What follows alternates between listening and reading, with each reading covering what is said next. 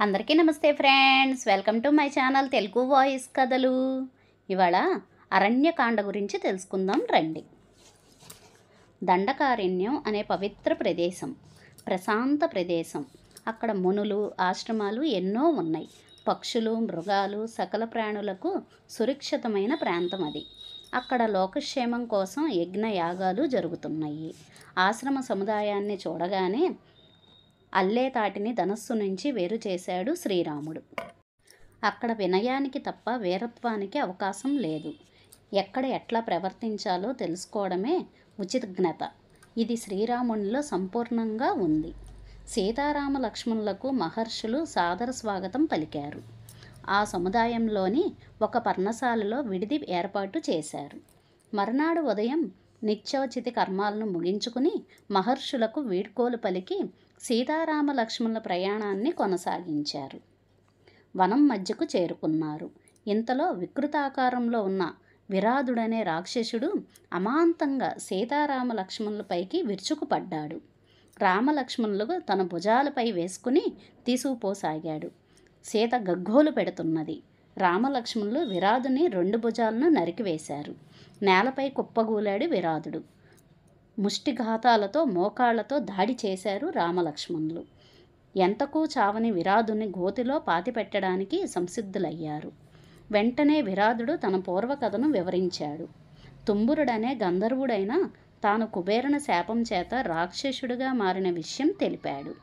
శ్రీరాముని వల్ల శాప విముక్తి కలుగుతుందన్న కుబేరుని మాటలకు జ్ఞాపకం చేసుకున్నాడు. దగ్గరలోనే ఉన్న శరంబగ మహర్షిని దర్శించుకోమని, శుభం జరుగుతుందని శ్రీరామునికి చెప్పాడు. తనను గోతిలో పూడ్చమన్నాడు. అలాగే చేశారు రామలక్ష్మణులు.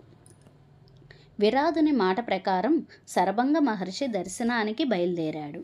శరభంగుడు మహా తపస్వి, దైవ సాక్షాత్కారం పొందినవాడు. శ్రీరాముని చూసి శ్రీరామ దర్శనం కోసమే తాను వేచి ఉన్నానన్నాడు.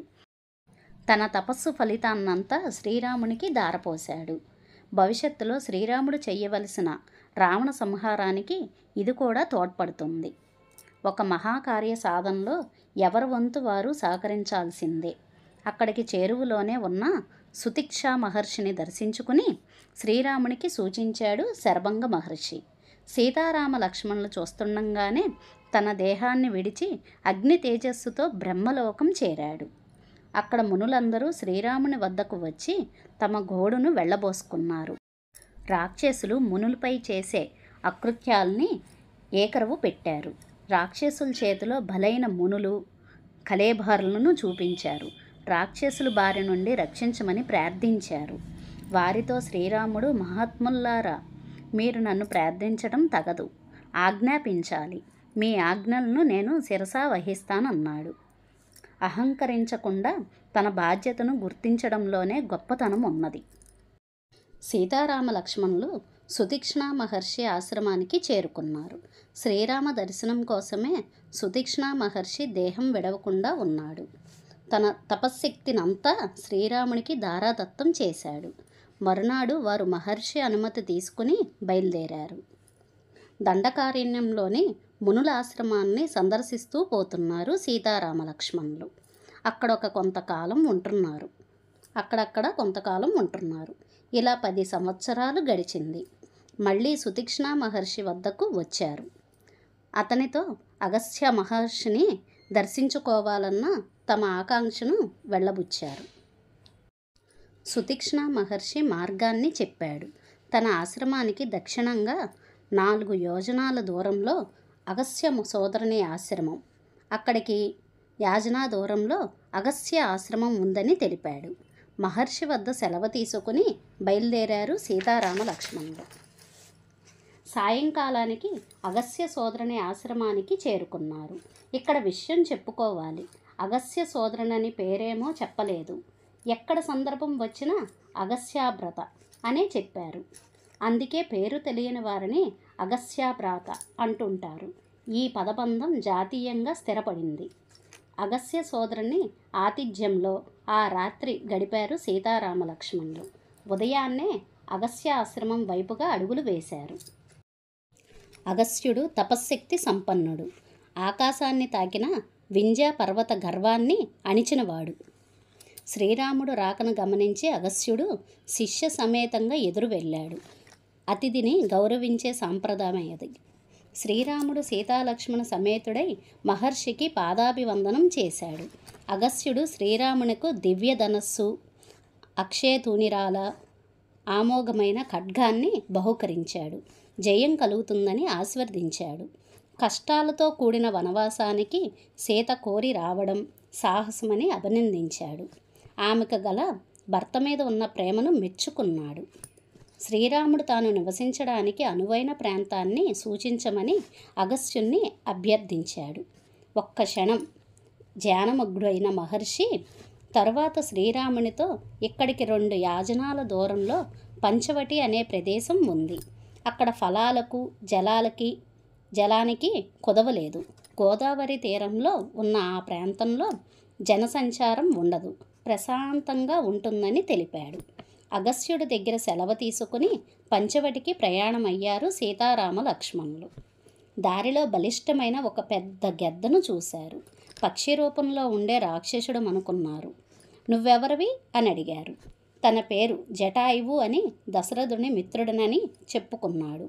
తన వంశ చరిత్రను, శక్తి సామర్థ్యాలను వివరించాడు జటాయువు. తన తండ్రికి ఆత్మీయుడైన జటాయువును సీత రక్షణ బాధ్యతను అప్పగించాడు శ్రీరాముడు.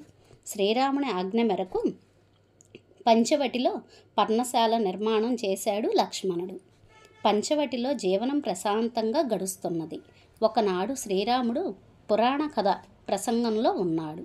ఇంతలో శూర్పణఖ అనే రాక్షసి అక్కడికి వచ్చింది. ఈమె రావణాసురుడి చెల్లెలు.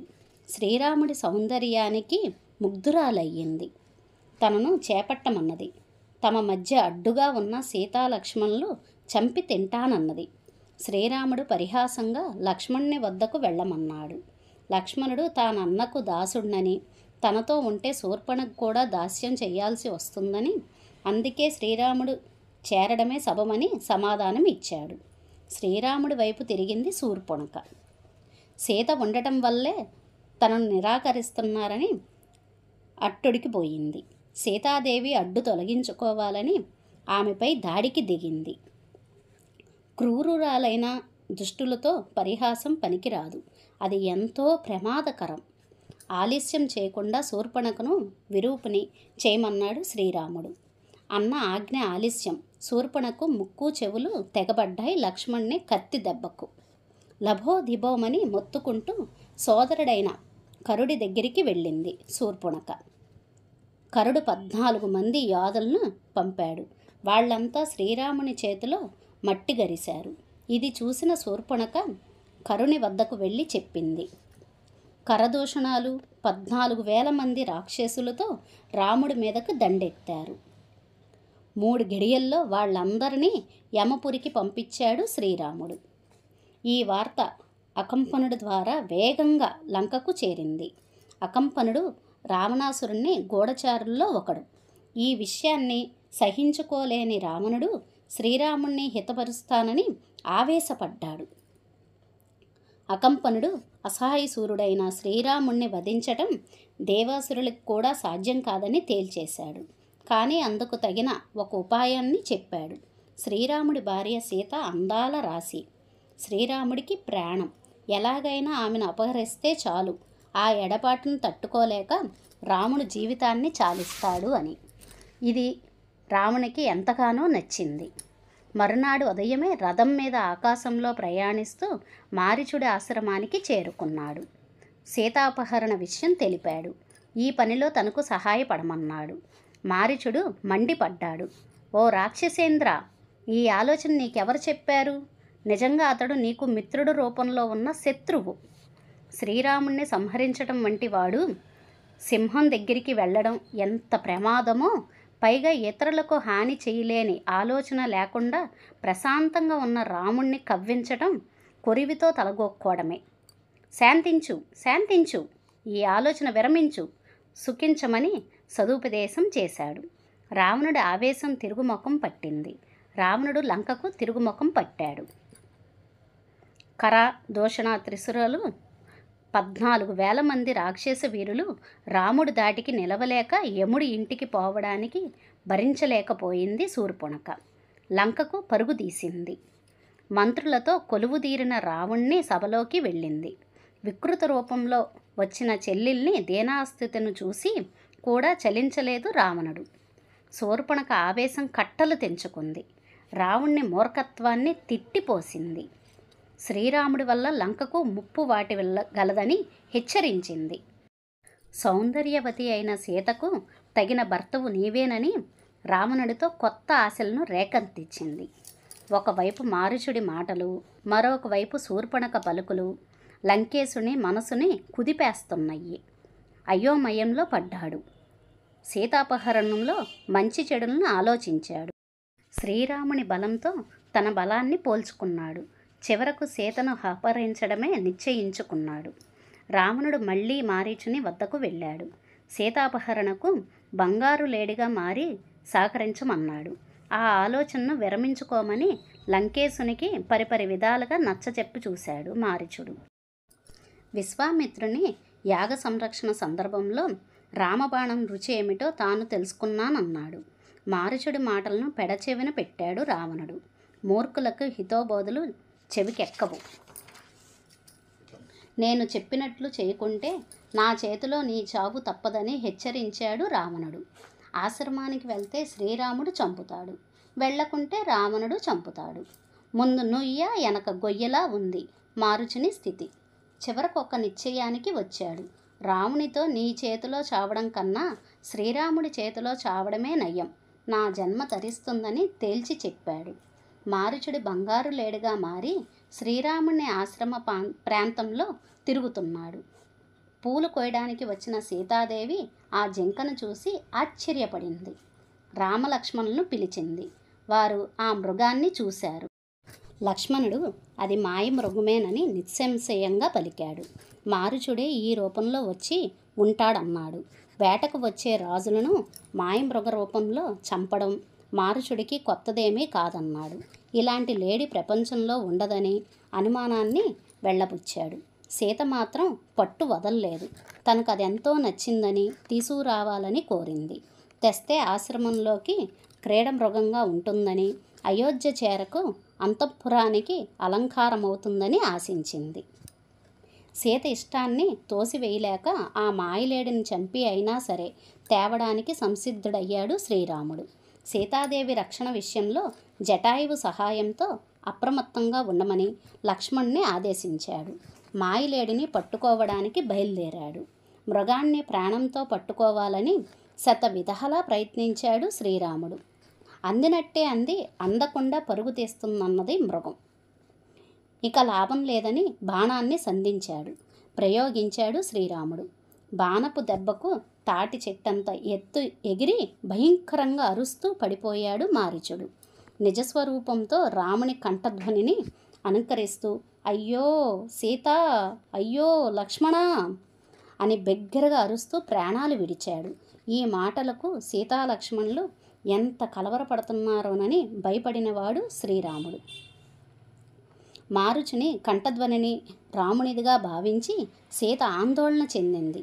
శ్రీరాముడికి ఏదో ఆపద చిక్కుకుందని తలిచింది. ఆదుకోవడానికి వెంటనే వెళ్ళాలని లక్ష్మణ్ణి పురమాయించింది. లక్ష్మణుడు చలించలేదు. ఇది శ్రీరాముని స్వరం కాదన్నాడు. మారీచుడి మాయాజాలం అన్నాడు.